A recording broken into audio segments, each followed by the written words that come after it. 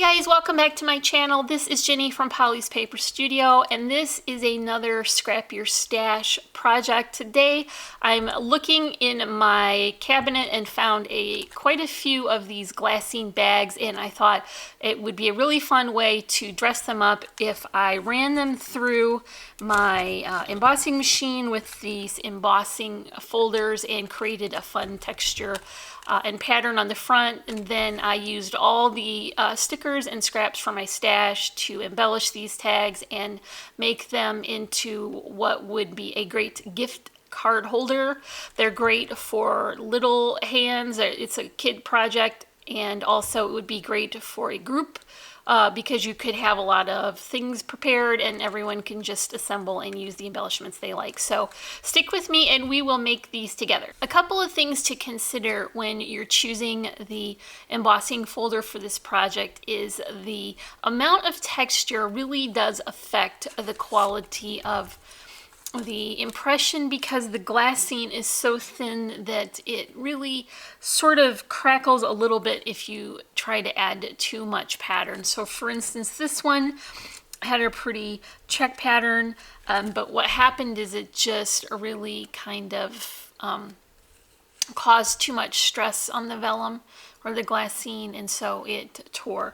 I think a perfect solution is to go with a pattern that's quite small. I don't know if you can see it that well on camera, but it's just a really subtle dot pattern. This was originally meant to be for happy birthday cards, but we're going to just utilize the part that has the polka dot. So what's nice about this particular one too is that it has that line on the edge, so we can line up the bag, and that way everything will be nice and straight and level. So use this now in your die cutting machine and just roll it through with the sandwich that will work for embossing folders in your machine. This is the bag after I ran it through. Isn't that sweet? It just has that very subtle texture, and because it has affected the surface of the bag, it has a little bit of a lighter appearance where the dot is. So it helps to put something in here to separate the pattern or the sides of the bag.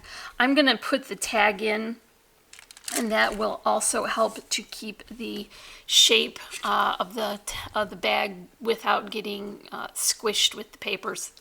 This is a coordinating pattern of just cardstock. It's a thicker cardstock, and then I'm going to add a reinforcing dot to the top. I have created these in a separate video. I'll link that below if you want to just see how quickly these are to create with your pattern paper and your Xyron. And now you can create the reinforcing dot that will match your pattern perfectly. I'm gonna just use my crocodile here and finish off the top, and I'm gonna add that to the bag now so that it will stay sturdy while I add the rest of the layers. So for this one, I'm just using this pattern paper with a little bit of a stripe. It's sort of vintagey, and also the stripe will help to line up the washi tape. I want to first add just a line of some double-sided adhesive here, and you'll see why in a bit.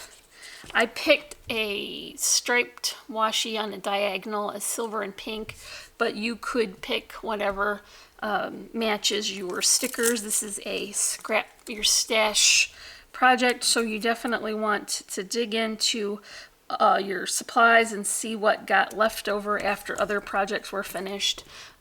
You could do this with just about any theme. I think would work perfectly. So I've just added that washi to the stripe so that I know it would be straight, and then it doesn't matter to me that the front is going to have the seam because it's going to be hidden with the stickers. So I'm just going to be very careful and fold that paper over here and not, you see how I'm just creasing it, you don't want to squish the edge of that glassine bag. You want it to retain its shape while it is still just not quite attached yet. I'm going to add just a dab of this Tombow Mono Multi Glue. That will secure this flap to the glassine. I don't think a regular just double-sided adhesive would probably not stick well enough to secure this because it's not a porous surface. So here is that bit of double-sided adhesive we added earlier. And then really, again, you just have to be careful to retain the shape of the bag. And it's easy to line up if you cut it this is 1.5 inches. And I'm just being aware that the stripes need to line up, and that way I know I've got it on straight.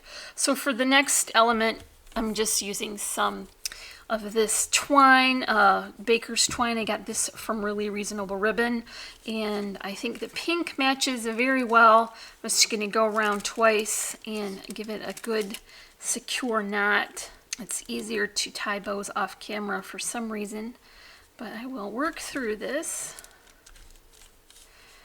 And then a loop at the end.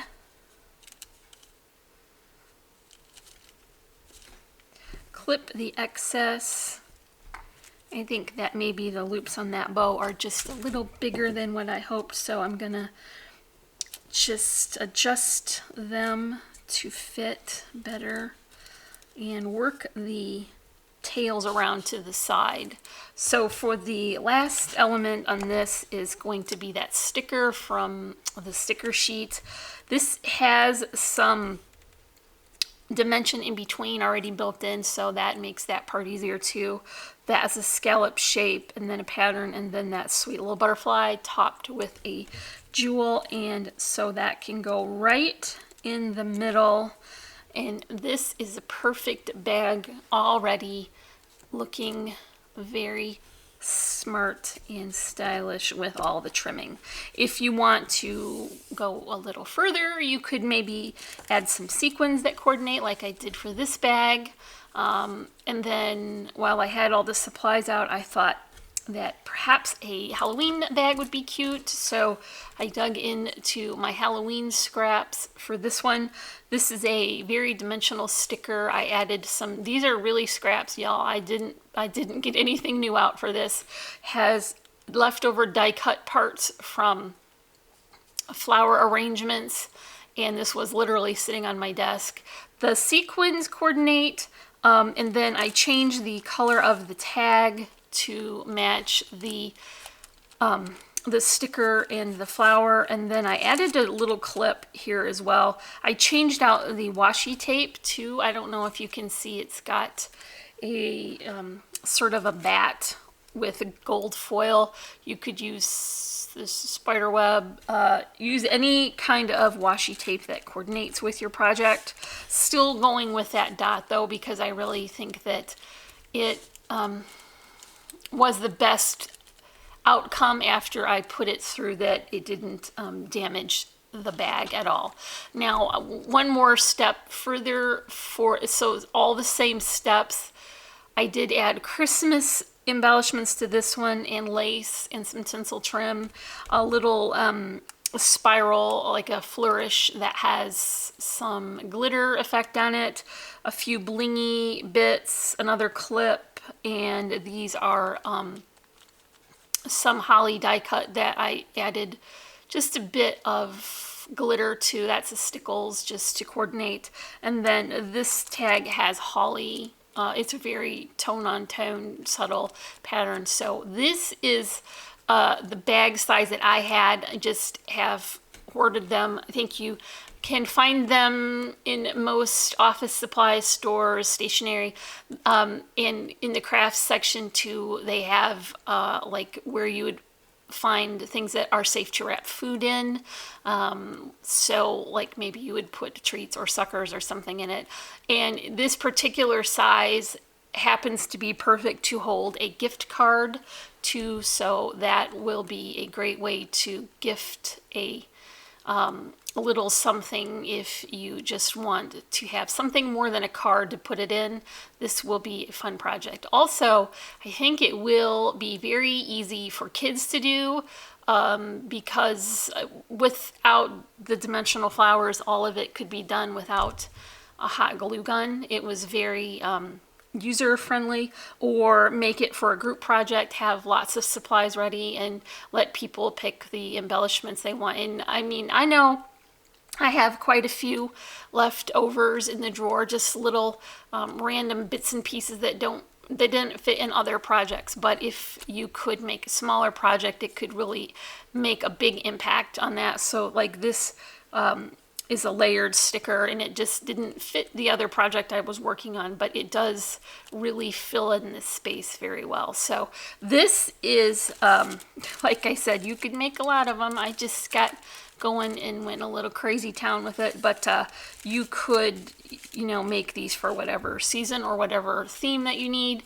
And they were very easy, very inexpensive, and all this came from my stash, so it's really going through. It's a use it or lose it kind of project. So if you enjoyed this project, give me a like, leave me a comment, and if you're not already, I would love for you to subscribe. I'll leave a link in the description below if you want to check out that video where I made the coordinating reinforcing dots with the Xyron. As always, I'm wishing you a happy and productive day, and I thank you so much for watching. Bye.